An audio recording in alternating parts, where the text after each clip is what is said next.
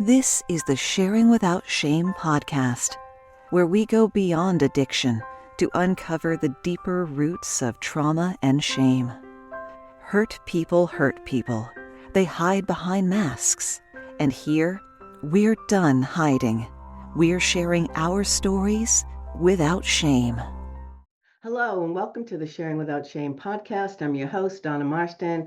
I'm an author, certified recovery support worker, family recovery facilitator, and mother personally impacted by addiction. This podcast is a safe space for parents and anyone affected by the ripple effects of addiction. You'll hear real talk, practical tools, and proven strategies to help you gain clarity, build resilience, and take control of your life again. Grab my free book, 5 Boundaries and Breakthroughs, in the show notes, and reach out when you're ready to create lasting change. I'd like to welcome my guest. Dion Miller is a Hello. dedicated counselor, advocate, and host of the podcast Trudging Along. He brings powerful insight into addiction, recovery, and resilience. His compassionate approach offers hope and practical guidance to individuals and families navigating the complex journey of healing and transformation. Dion began working in detox treatment and prevention, becoming a drug and alcohol counselor at the age of 20. Since then, he has helped countless individuals find their way out of the darkness. Yeah, Today, Dion reaches those struggling, bringing honesty, hope, and real conversation around recovery. So welcome, yeah. Dion. Thank you, Donna. Yeah. Man, what a great bio. It's like ChatGPT wrote that for me or something. It's all true. It's just kind of weird to hear sometimes when you put in a lot of work and Yeah. it comes back at you, you know. And but yeah, no, it's great, Donna. I'm glad to be here. I've really been looking forward to being on your show. We've had some great conversations, Yes, we and I'm have. really looking forward to this one. I think we got a fantastic topic today. So, Yes. So, first question I'm going to ask you, Dion, what would you like to share without shame? ah, thankfully, I appreciated you giving me a little heads up. So I got to think on it a little bit. You know, I don't really live with blame, shame, and regret much anymore. I've done a lot of work to confront my past. But if I was to pick something that still kind of motivates me, it was that I was an absentee father. I had two children, and growing up, they didn't see much of dad. I actually went out of my way to make sure I wasn't in their lives. I was a pretty heavy drinker. I usually was sleeping on couches, things like that. So I also didn't have the lifestyle for them to be in, which to me, honestly, even as it comes out of my mouth, is just a poor excuse. You know, I've done everything that I can to reestablish relationship with my children, right down to letting them sit down with me and saying anything that they want. Dad, this is how you hurt me. Let them get it off their chest. And my job was just to sit there and nod and agree. You know, are feelings facts? No, but they are valid. And since I've done that with my children, we've been able to be a lot more honest with each other. There's not much that we can't talk about. We don't argue. We don't, you know. So now I get along very well with my children. But that took 8 years of hard work. Yeah. Yeah. Well, I love that you said that you sat and listened. You Hmm. didn't rebut. Yeah. No. You didn't give a reason for it. You manned up, right? Yeah. You dad up. I dadded it up. You dadded it up. Yeah, that's really awesome because Yeah. a lot of people they continue with the yeah buts or the Hmm. excuses. So I applaud you to do that. You did that. That's And amazing. thank you. I think it's a very big, you know, I want my children to be better than me. I want them to do more than me. So I'm going to set that bar kind of high, not unreachable. I have found that when it comes to children, they don't listen to anything I say, but they do everything I do. So I Good found point. that it's my actions. It is always my actions that they're watching. There are no more excuses left. All that's left now is the truth and the solution. And what freedom to have, not just for me, but for my children too. Hmm. To be able to, I'm teaching them how to be confident, how to be assertive in their lives and not passive aggressive. Because the So anger comes up, right? And that's where the passive aggressiveness comes in. absolutely. people are hurt, they lash, it comes out through their mouth or through their fist. Yeah. And we tend to take it out on the people we love the most. That's just a human trait. I Yeah. remember years ago when I was going to Codependence Anonymous. Okay. I was new to this world and didn't know what I was walking into. And this woman came in and she was hot. She was worked up. And she sat down and everyone said, okay. She goes, I was just at Dunkin' Donuts. And she goes, I was kind of spacing out, I hadn't moved up, and the person behind me started beeping the horn, and they just kept it up and kept it up and kept it up. She goes, and I hopped out of my car and said, who hurt you so bad that you're treating me like this? And I loved that she It's said that. It was it's like, true. how true is that? Hmm. They take it out on innocent bystanders or, anybody else that their pain comes out sometimes. But she was mature enough to identify it and not take it personally. That's yeah, and I can understand that because, you know, there were several things that I had to become responsible for. Number one, I had to be responsible for my actions. Sure, I'm an alcoholic and it's a mental illness, and it's not my fault in quotations, but it is my responsibility. My feelings are my responsibility. If I've decided to let somebody else make me angry, then I have made that decision. A problem is Mhm. only a problem when I decide it's a problem. Before that, it's an opportunity. And Mhm. last but not least, because I'm diagnosed with 5 different mental illnesses, I became responsible for my triggers. If Mm. something offends me, it's my problem. And that was the one that set me free. And aren't triggers excuses for Yes, they are. behaviors? That's all they are, to me anyway. Yeah. Yeah. It's just, you know, I can either, I have a couple of choices. I can either walk around and look for all the bad things in this world, or I can see the world, or I can take a look at the world and find the beauty in it. And I already lived a life where I already saw the ugliness, and I don't want to live that way anymore. I want to see the beauty in this world, and I deserve that. I believe every child of God deserves to be happy, joyous, and free and loved. Mm-hmm. Mm-hmm. Yeah, You went through a lot when you were an active alcoholism addiction. sure. Well, actually, I have one question before we go there. Huh? You said something earlier that sparked a thought or a question. You said you're not an alcoholic, but you have alcoholism. I think that's how you said it. Absolutely. I'm happy to. Yeah, and give a little clarification on that when we were starting this, that because I want people to understand that when you run a podcast, there's ways to do it. And what Donna was saying was, I don't want to focus in on your alcoholism because you're more than that. So what I'm saying is I have alcoholism. I'm not an alcoholic. If anything, I'm a recovered alcoholic because I do the work. I've done the work. But alcoholism doesn't define Dion. Dion is much more than alcoholism. You are more than your addiction, right? So if I stay in alcoholism, then that's what I'm going to be. So I kind of have to rise above that.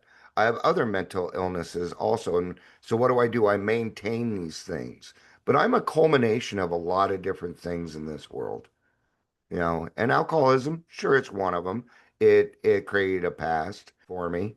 But, I don't start all my conversations with, "Hi, my name's Dion and I'm an alcoholic."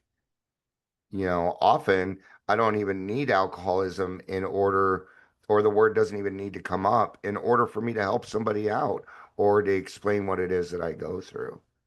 Because So, it shouldn't define you. yeah, And because this is one of the things when I work with the parents, it's they're so caught up that I hate the word alcoholic and I hate the word, and I don't use them, but I'm going to say them in this context. fair. I Okay. don't like when people call their loved ones those names because that's not who they are. It's Yeah. it's it's a brain disorder. Their brains are wired differently. It's a Yeah. symptom, right? But it's not who they are. And so let's stop identifying people by labeling them because labels are for jars, not for people. There you go. And I don't disagree. I say this often. alcoholism and addiction are the only ones where self-diagnosis is the only diagnosis. So I don't get to call you an alcoholic or addict. Only you get to do that. Mm. Now, I might say maybe problem drinking, things that personally I prefer alcoholism over like, substance use disorder or alcohol use disorder. Those ones I don't like. NADAC's got to figure something better to do with their time than call us names. They're getting good at it. But yeah, these labels that, that define according to what this, yeah, and let's just get to the heart of it. It's all stigma. It's a stigma. And oftentimes people have stigma and they don't even realize it. The big stigma around right now is calling people toxic. That's just name calling in my book. There it is. There's another label for your jar because Finger it's a pointing. label. Yeah, It's finger pointing, right? it is. And when we do that, we have to look at the three fingers pointing back at us, because how We're toxic are we we're if we're talking old engaged in school that there. relationship? Hardly anybody says that anymore. That when you're pointing the finger, you got three more pointed back at you. And I find, at least for me, whenever I'm pointing a finger, there's something I'm probably wrong about that I'm trying to defend myself or, or maybe I'm triggered. Maybe that happened to me in the past with my parents. My biggest trigger is when something makes me feel stupid. I Mm-hmm. get mad automatically. I still do. And it's something I'm conscious of, so I'm working on it. But when I don't understand something or, sometimes even the way somebody will say something, it just reminds me of somebody that used to call me that all the time. So then I have to run it through my head.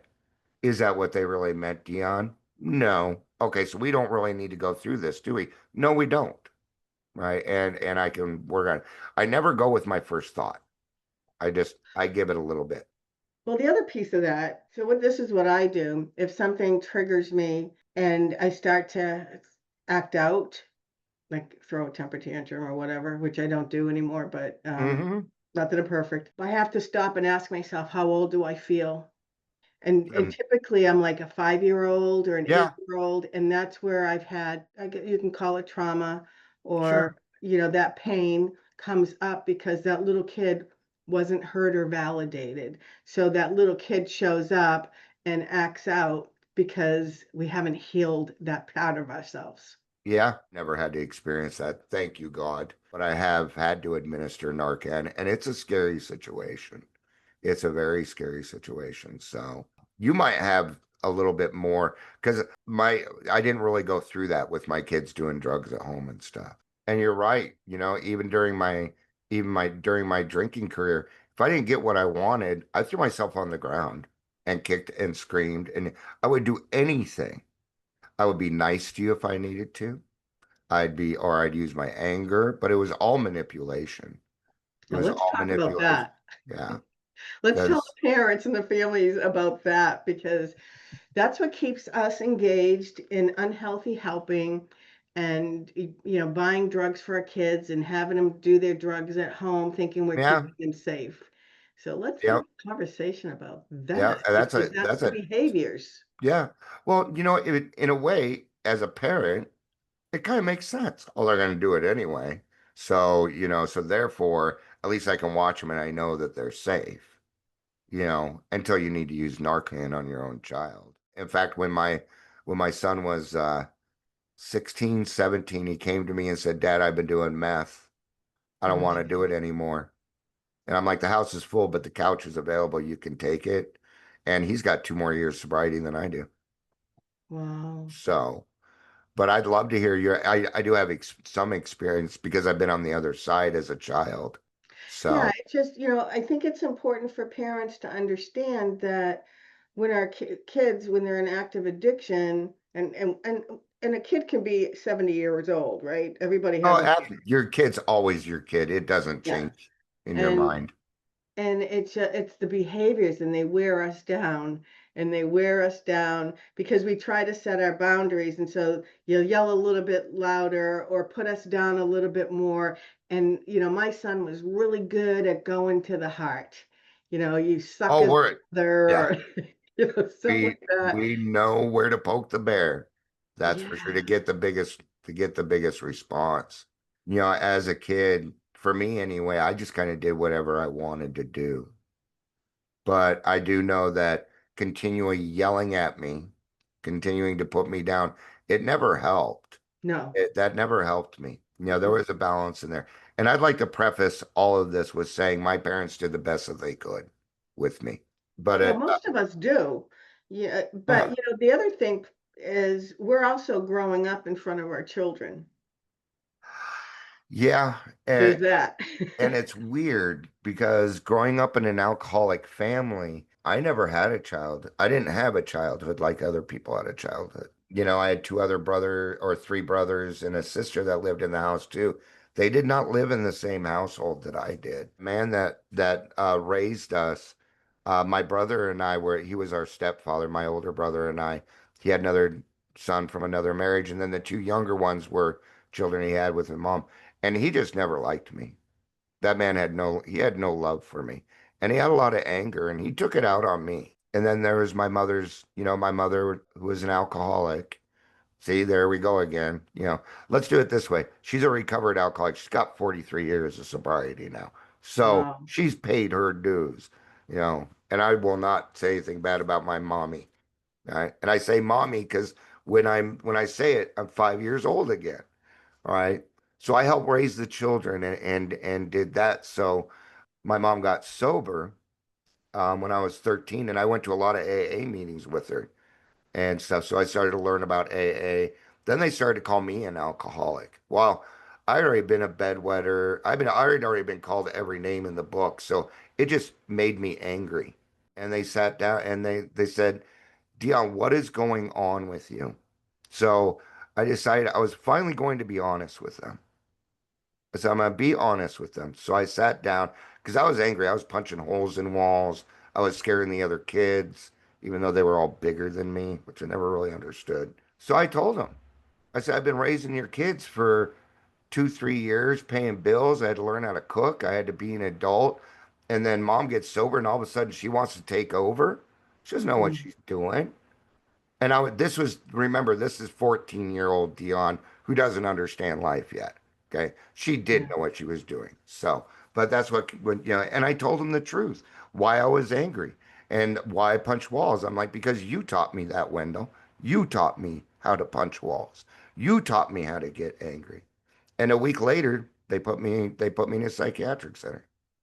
So at that point, I decided I wasn't going to be honest with them ever again because my honesty got me put away. And now my PTSD is around taking away my freedom when I didn't do anything wrong.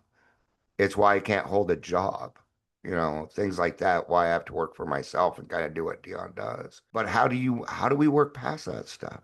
A How did lot you work past that stuff? a lot of therapy and EMDR. EMDR was fantastic. The best thing I loved about EMDR, it was instant gratification. And me being an alcoholic, I love instant gratification. But there's a lot of different techniques to work on. And I have CPTSD, which just means I wasn't in war. That's kind of there's more to it, but the short explanation was it was from continue, it was for continued trauma over and over again over years. But at the same time, I've also been a pretty sensitive guy.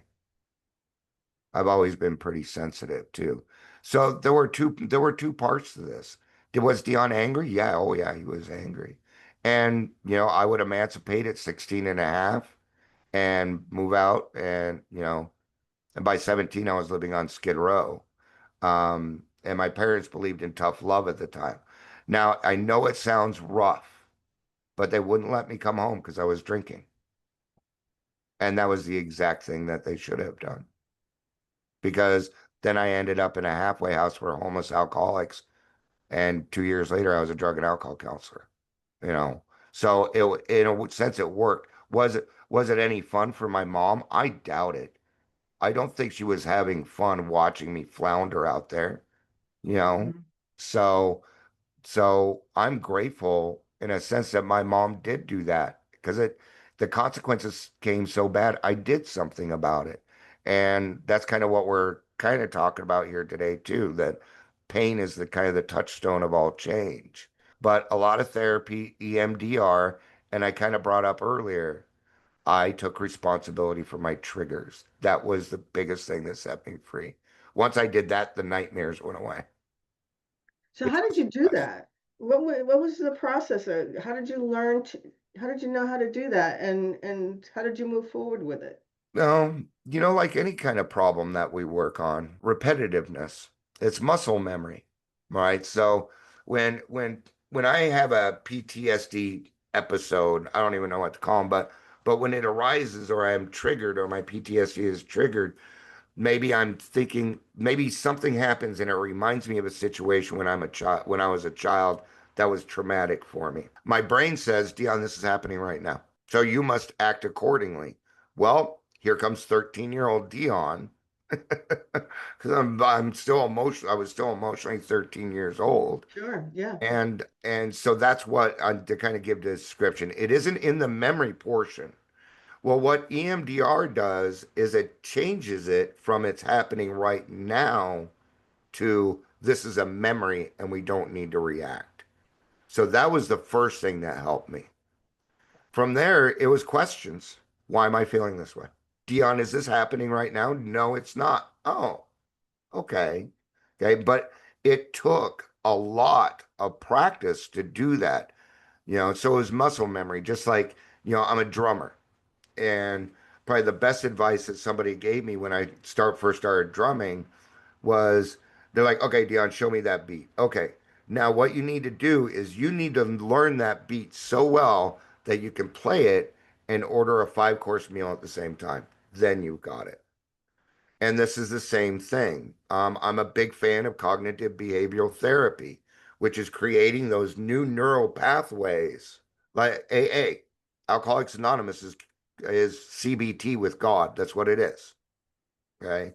It's very simple, straightforward. So I'd have to say it's repetitiveness. Not EMDR doesn't work for everybody, but there are other things that are out there. I can't seem to pull them out of my mind right now.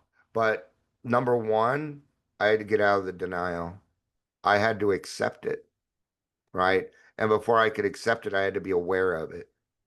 So when I went to therapy and the therapist was like, Dion, you have PTSD. Yeah, I told him to go F himself. Because to me, it was name calling. More trauma. So, right, even my denial was confirming the PTSD. Finally, I came around. Finally, I came around and I accepted it. And once I accept a problem, I need to put action into it. So, I have that awareness. We were kind of talking about this earlier. I'm trying to fit it in, not quite working, but it is the same process. But then what I had to do was put action into it. I had to put action. And I found that the best action to any problem is helping someone else, is Mhm. getting out of my own head. So I go live a lot. I do podcasting. My whole day is built on service work. My phone jingles all the time. Dion, this is going on. And I stay out of myself. And that is how I maintain my PTSD, helping other people. So, and now I maintain it. It is the PTSD, like alcoholism, is not cured. You can't cure it. Although a Mhm. lot of people want to tell you that shrooms will take care of it for you, but I'm not buying that one. Because they're I like, God, think what were you saying? a lot of parents end up with post-traumatic stress disorder because of the trauma that they're going through when their children are in active addiction. Very I common. could see why.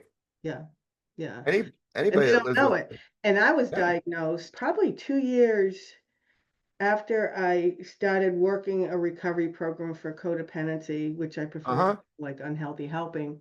And I, out of the blue, I had some blood work done, and this doctor said, you have post-traumatic stress disorder. And, Whoa, it was like, wow, shocked, right? With all, yeah, she did some other like adrenal stuff and, stuff that the hmm, normal doctors don't do. And yeah, it's not something I went looking for, but, and I understand being triggered by it because when my son would have a reoccurrence or stuff would go on, it would you go into that fight or flight mode, and yeah, it's like craziness takes over, and just that the feeling inside, right? That desperation yeah. and horrible The feeling. powerlessness Mm, behind it. helpless Yeah. and powerless. And there is a such thing as broken heart syndrome. That is a real thing. I am not going to disagree with that. I'll just be straightforward. I hope I die first because I'd be broken. I wouldn't be far behind if my wife went first. I just, yeah, I I love know. her too much. I'd Yeah. like to switch this a little bit because we were talking about this earlier. We were talking a little bit earlier that sometimes people don't accept you into this world because you are not yourself an addict or an alcoholic. So I'd like to reinforce that this is a family disease, and anybody living with an alcoholic or addict is bound to be neurotic sooner or later Yeah. because of all the stuff that we go through. I find it weird because I help a lot of people and I'm very straightforward. I'm blunt. I'm a truth seeker. But when it comes to my kids, all of that disappears. I don't know what to say because I am too emotionally involved. Mm-hmm. Yeah, Mhm. it just comes out, yeah, blah, blah, blah, blah, blah, blah, Yeah. Yeah. and so all I have left really is my action. But this is addiction and alcoholism is a family disease, and it affects everybody around them. So that means that everybody needs help. Yeah, and for me, I didn't realize until I saw an emotional scale and I was at the bottom of the barrel. It was 1 to 22. And that's when I realized, boy, I've been living in dysfunction and I'm not a dysfunctional person. I mean, we all Yeah, have a little something, right? But sure. Yeah. I didn't grow up around drugs and alcohol. I came from a really nice household. I didn't, and so here it is in my household and my son had a great life, but Uh-huh. it doesn't matter. One of the things I learned the hard way is when I walked into my son's first IOP, intensive outpatient program at Uh-huh. hospital, and I was pissed, thinking, how dare he put me in a situation I've got to go Ah, with those people, because yeah. I had profiled addiction. Sure. And when I walked in and I saw people that looked like us, that could be my friends, my family, my business Oh, associates, yeah. I was humbled, I'll tell you. I was Yeah. very humbled that, wow, addiction has no boundaries. It doesn't matter what your financial status is or Nope. family status or mental health status. It affects all of us one way or another, and it's Yeah. in our lineage somewhere along the line. Yeah, because I hear this line a lot called functioning alcoholic. And in my book, that's an oxymoron. That's just more stigma. Right? Because society teaches us that an alcoholic is the guy that lives down on Skid Row Hmm. in the period. Well, I was there at 17, literally drinking under a bridge. Right. But this was the thought process. I'm not down there under that bridge with the crackhead. There's always more. There's always more. I also don't believe in denoting rock bottom. That means I have to be so badly mangled that creates a requirement for me to have a better life. And I'm going to tell you, I was given 6 months to live, so I've found my bottom. Okay.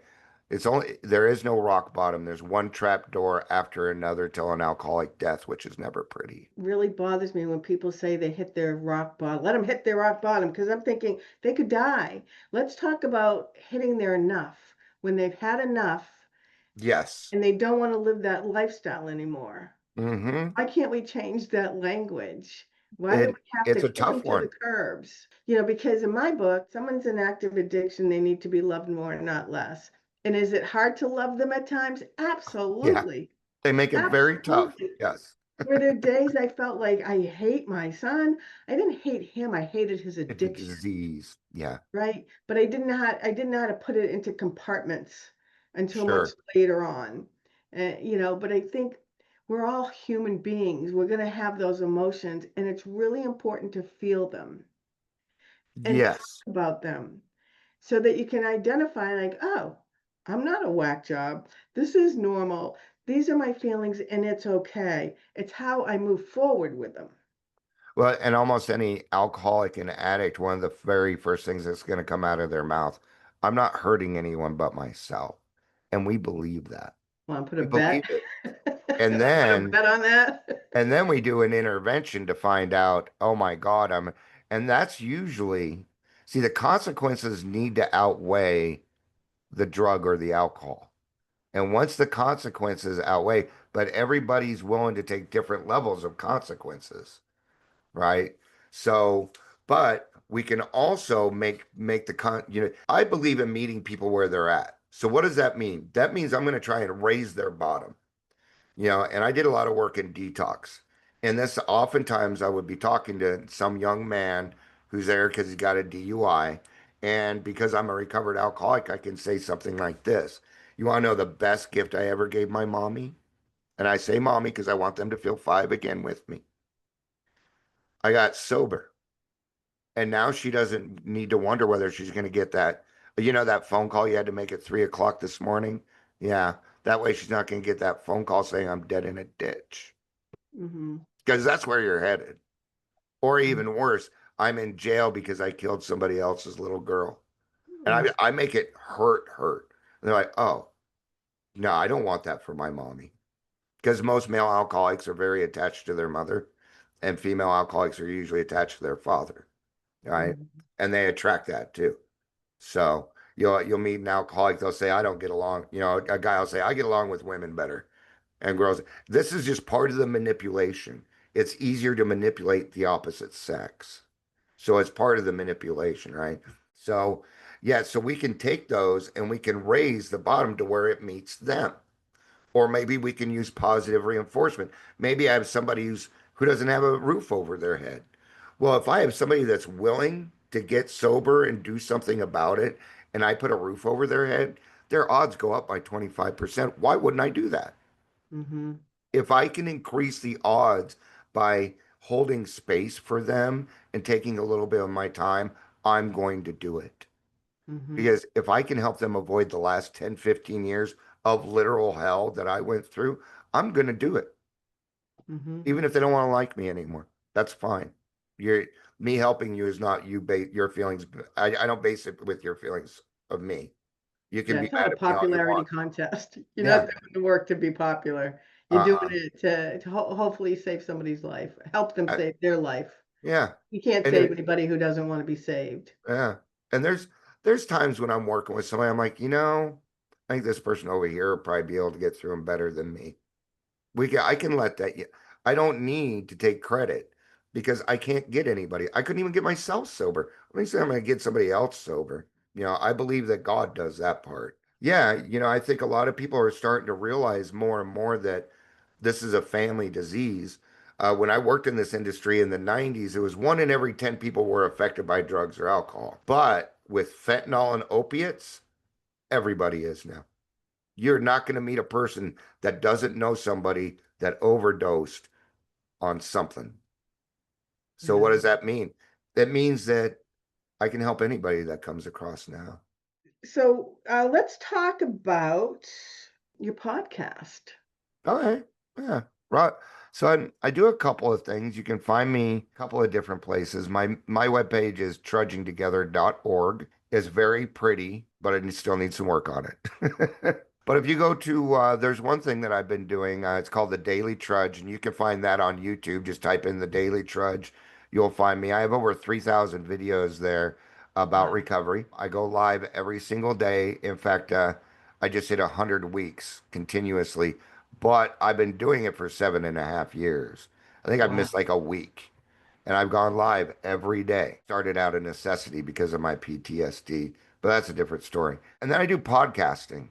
I love to interview other people.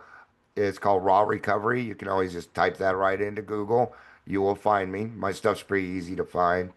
Find it on Facebook, Instagram, all your regular stuff, Spotify, iTunes, Podbean, your regular stuff. You can find me.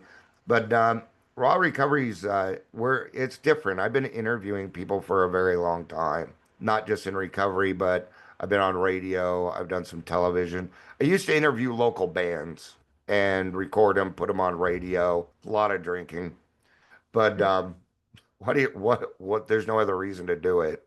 This is the way it worked. I'd come to your practice space, and if you didn't have a CD out yet or an album out yet, you didn't get interviewed because it meant that you had recording equipment, and we'd use their recording equipment, do the interview, and then they'd play like three, four songs for me.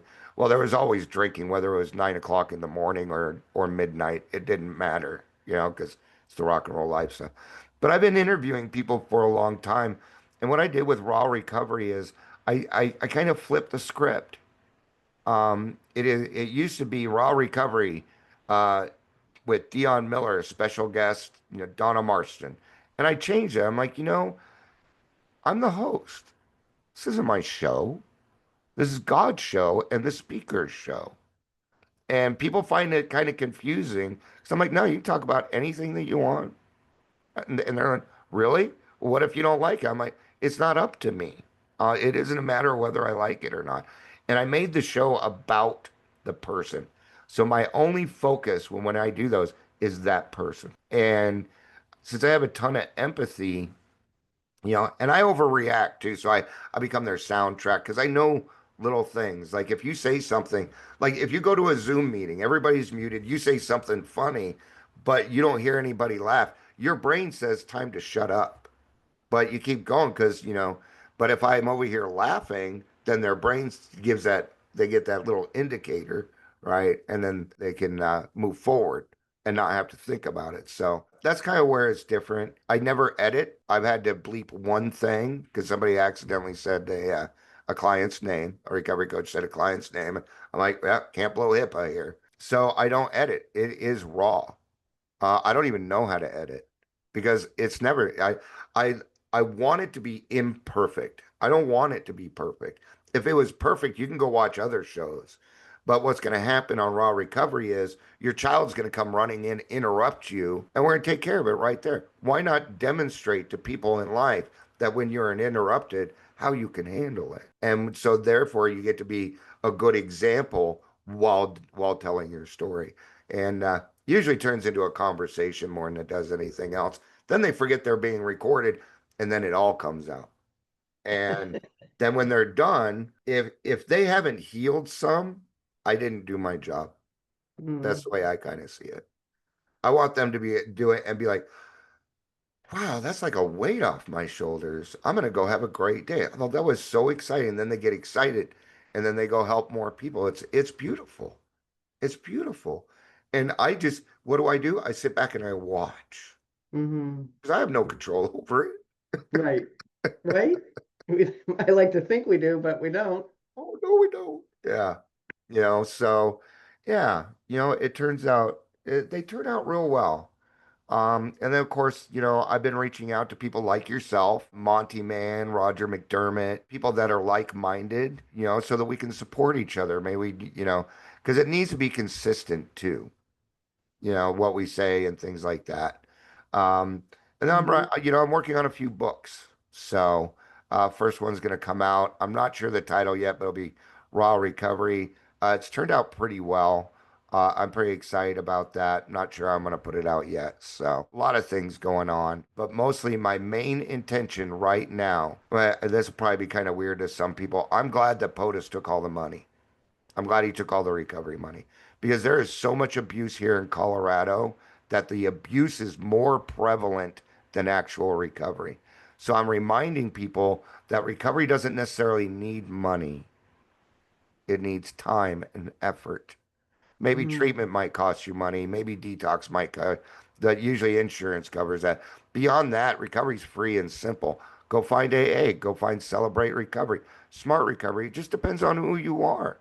This is how I put it, and people in the industry will understand it's a joke. And smart recovery is for those that don't believe in Jesus. Celebrate recovery is for people that love Jesus. And AA is for people that says, who's Jesus? So So as we wrap up, what any words of wisdom for, family members or somebody who's struggling with addiction and they just like absolutely. way to turn? Yeah.